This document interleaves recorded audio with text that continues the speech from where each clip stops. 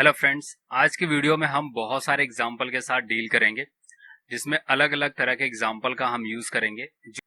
तो सबसे पहले मैं आपको वीडियो पे लेके चलता हूं और यहाँ पे अगर आप देखेंगे तो इस जगह पे हमारे पास एक नेम दिया हुआ है। जैसे आप देख सकते हैं यहाँ पे नेम लिखे हुए हैं। इस नेम में हमें बोला गया है कि आपको फर्स्ट नेम को फाइंड आउट करना है, मतलब कि जो लेफ्ट नेम है उसमें जो पहला अक्षर है फर्स्ट नेम, उसको हमें फाइंड आउट करके निकालना है। तो हम कौन सा फॉर्मूला लगाएंगे? अब इसमें मैंने पिछली वीडियो में एक फॉर्मूला याद होगा बताया होगा, लेफ्ट राइट और मिड का। तो उनमें जो सबसे पहला जो यूज होने वाला है फॉर्मूला है ये लेफ्ट का, क्योंकि इसमें मुझे फर्स्ट नेम को आइडेंटिफाई करने के लिए बोला गया है। ओके, तो इसे यूज कैसे करेंगे?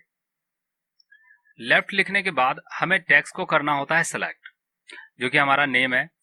और उसके बाद हमें क्या करना है? तो इसके बाद हमें इसमें करेक्टर गिनने के लिए हम एक फॉर्मूला लगाएंगे फाइंड का। जी हाँ दोस्तों, फाइंड।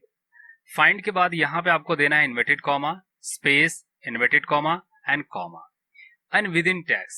विद इन टैक्स मतलब कि आपको किस टैक्स में से सर्च करना है। तो मैंने रोहित गुप्ता सेलेक्ट कर लिया एंड ब्रैकेट क्लोज करके हमें क्या कर देना है? एंटर कर देना है। ओके, तो मैं यहाँ एंटर कर देता हूँ प्रेस। एक बार और ब्रैकेट बंद करना पड़ेगा लेफ्ट के लिए। तो यहाँ पे रोहित आ रहा है। अब इसकी लेंथ काउंट कर लेते हैं। तो लेंथ काउंट करने के लिए हमें लेन का फॉर्मूला लगाना होगा। तो जब मैं लेन लगाता हूं और ब्रैकेट को क्लोज करता हूं तो यहाँ पे कितने काउंट हो रहे हैं? 11, क्योंकि मैंने नेम का काउंट किया है। अब मैं काउंट करने जा रहा हूं जो मैंने कैरेक्टर फाइंड आउट किया वो। तो इसमें कितने आ रहे हैं? 6। अब यहाँ पे 6 आ रहा है, बट यहाँ पे काउंटिंग अगर देखते हैं तो यहाँ पे 5 कैरेक्टर दिए हुए हैं। तो इसके लिए हमें यहाँ पे -1 लगाना पड़ेगा और ये देखेंगे आप यहाँ पे 5 आ जाएगा। अब ये फॉर्मूला हमारे लेफ्ट के लिए बिल्कुल सटीक हो गया है। इसको आप सेलेक्ट करके कंट्रोल डी प्रेस कर देंगे और सारा डाटा ऑटोमेटिक तरीके से यहाँ पे आ जाएगा। देन इसको भी सेलेक्ट करके आप कंट्रोल डी प्रेस कर देंगे और ये सारा डाटा आ जाएगा। ओके, अब हमारे पास आता है सेकंड डाटा। अब ये सेकंड डेटा में जो नाम है इसके अंदर हमें लास्ट नेम को सर्च करना है कि भाई लास्ट नेम क्या है। तो इसके लिए हम कौन सा फॉर्मूला इस्तेमाल करेंगे? तो यहाँ पे हमें एक राइट फंक्शन का यूज करना है। तो सबसे पहले लिखना है इक्वल राइट, टेक्स्ट को सिलेक्ट करेंगे, कॉमा लेन। लेन इसलिए लगाते हैं ताकि हम पूरा कैरेक्टर पहले काउंट कर सकें। तो लेन लगा के ब्रैकेट बंद करेंगे, माइनस, और उसके बाद हमें लगाना है फाइंड।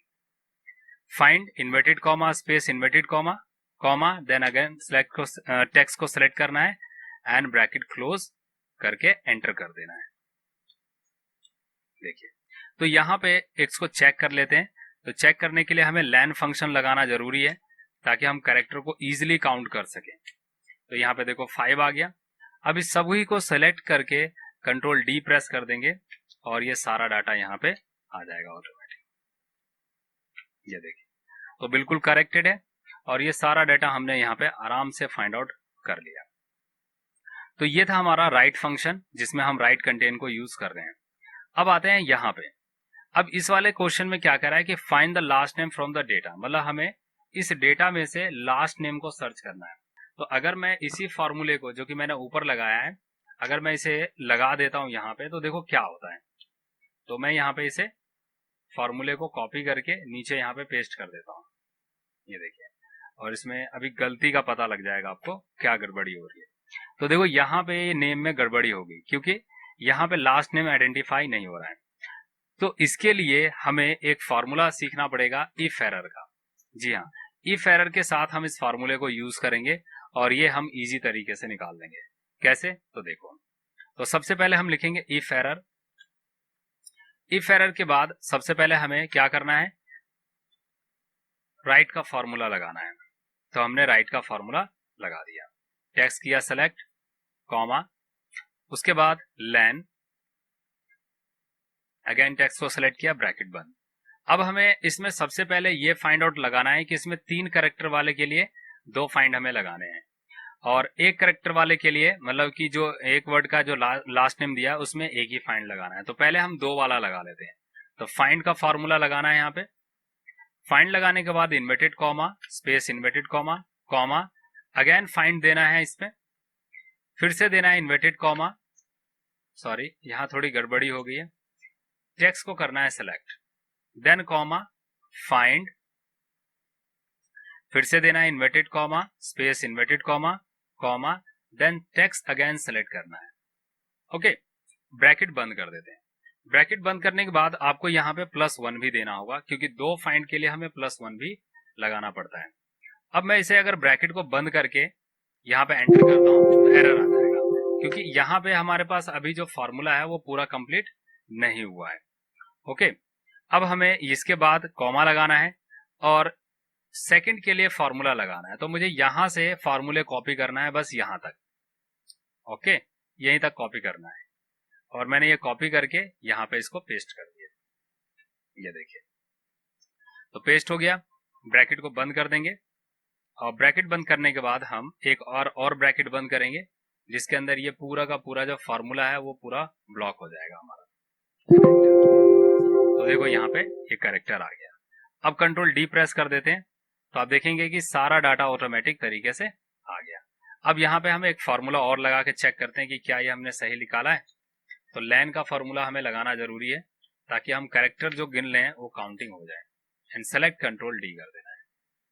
ये देखो, तो ये बिल्कुल करेक्टली हमने फाइंड आउट कर लिया है। तो इस फॉर्मूले में इफ एरर यूज हुआ है। तो यहाँ अगर आप देखेंगे तो राइट मैंने इस्तेमाल किया और पहले मैंने डबल फाइंड का इस्तेमाल किया, उसके बाद सिंगल फाइंड का जो था वो यूज कर लिया। तो इस तरीके से इफ एरर लगा के इस फॉर्मूले का हम इस्तेमाल इसमें कर सकते हैं। तो ये बहुत अच्छा कंटेंट था और इसका यूज आप इसमें कर सकते हैं। इसी तरह से हम बात करते हैं मिड फंक्शन की। तो मिड फंक्शन में भी यही काम होता है। जैसे हमें कोई मिडिल नेम फाइंड आउट करना है तो उसके लिए हम कैसे इस्तेमाल करें। अब इसमें देखो 3 कैरेक्टर का मिडिल दिया हुआ है, तो इसके लिए हम कैसे फॉर्मूला लगाएं और इसे इजीली तरीके से फाइंड आउट कर लें। मिड, उसके बाद टेक्स्ट को करना है सेलेक्ट, कॉमा स्टार्ट नंबर।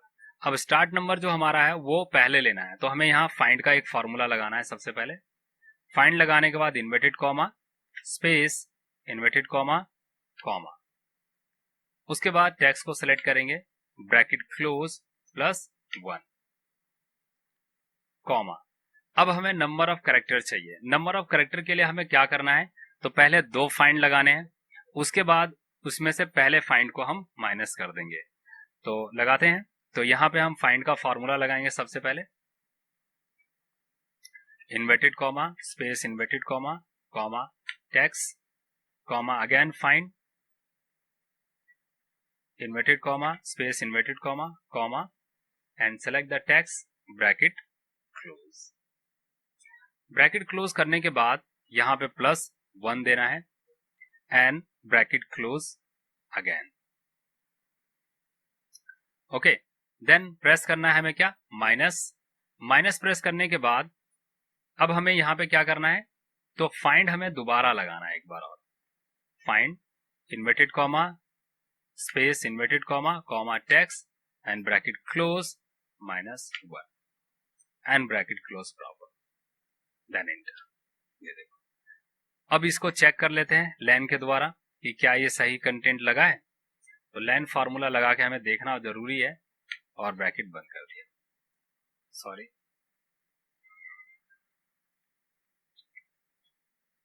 ये देखो, तो 5 कैरेक्टर आ गया। अब अगर इसे मैं कंट्रोल डी कर देता हूं तो ये सारा डाटा ऑटोमेटिक यहाँ पे आ गया।